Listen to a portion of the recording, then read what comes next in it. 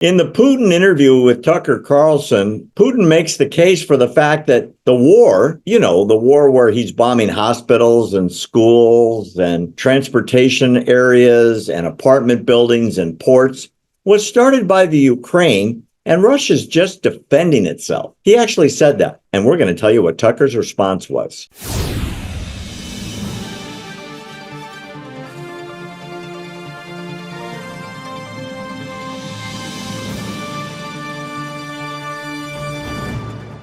Claire, one of the things that shocked me, and it was repeated numerous times in the Putin interview with Tucker Carlson the other day, is that Putin kept saying, we want peace. We signed a deal for peace in Istanbul. Everybody signed it. There was going to be peace. And then the Ukrainians walked away because they wanted war. We're ready for peace anytime.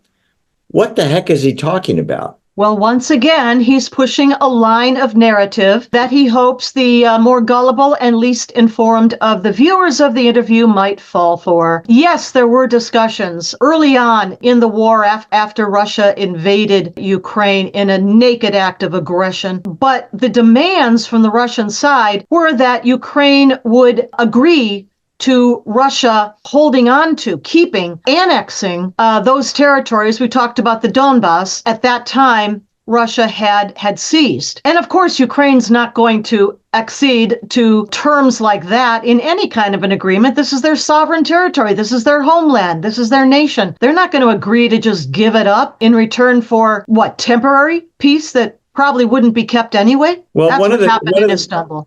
The Ukrainian stance, I think I'm reading from it now, seems to be pretty consistent, which is withdraw from our territory and we'll make a deal. You've seized numerous regions of the eastern parts of Ukraine, not because Ukrainians were asking for a Russian invasion, just because it was part of Russia in the 1500s and 1600s and so on, relating to the history lesson that Putin gave Tucker. But it seems to me the idea that there would be a peace treaty while Russia occupies incredible amounts of Ukrainian territory is bizarre. And yet Putin seems, or at least acts like he's upset that Ukraine won't talk unless he withdraws his troops. Well, I mean, think about it, What if China had invaded, let's say, our West Coast and seized, Washington State, Oregon, California, and some foreign country, maybe over in Europe somewhere, says, you got to have peace talks. You got to stop fighting and have peace talks right now. And just come to an agreement about that West Coast. Now, maybe some of us wouldn't, mind so much the West Coast going its own way. But that aside, what self-respecting nation would agree to such interference, number one, by foreign powers, but number two, agree to terms that would cede its sovereign territory to the aggressors that have invaded it? And then what? Tell Idaho, Montana, Nevada, Utah, Arizona, the next line of states down, oh, you're going to be fine. Just cool it because, all they want is the West Coast and, they'll stop there. They're not going to go any further. But here's the thing. Anybody of us, and we have, many of us, listened to Putin's written essays, speeches over the years, decades. We know that he and also his top, advisors, Lavrov at the foreign ministry or Medvedev, the deputy of the Security Council, they've spoken repeatedly, and Putin in particular, though, about re-establishing the Russian Empire, control over its near abroad, that is to the west, not necessarily to the east, but to the west, that broke away in 1991 when the Soviet Union broke up. He absolutely Putin believes that it is his national obligation to reestablish Russian control or at least dominance over that part of its Slavic speaking near abroad to the West.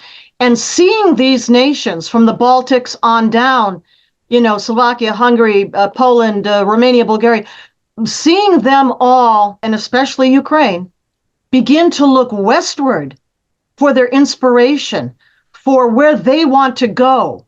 Not perfect countries, any of them, but where they want to go and develop and be more Western, like Western Europe. That was intolerable to Putin. It's not about NATO.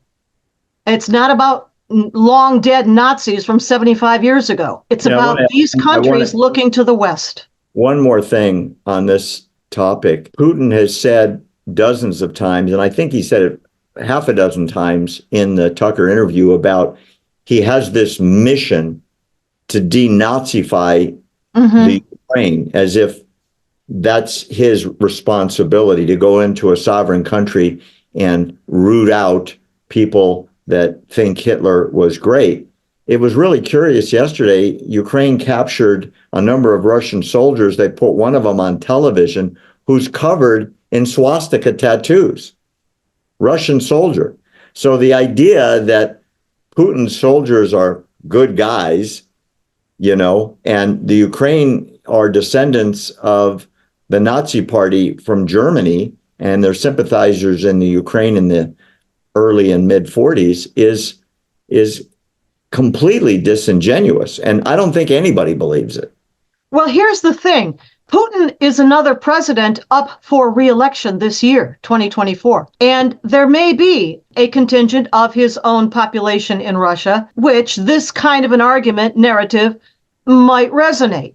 Harkening back, to World War II and the Great War, as they call it, against the Germans and the Nazis, has no bearing whatsoever, on today's situation. Are there people in Ukraine, that may still be anti-Semitic? Yeah, sure, in Russia too.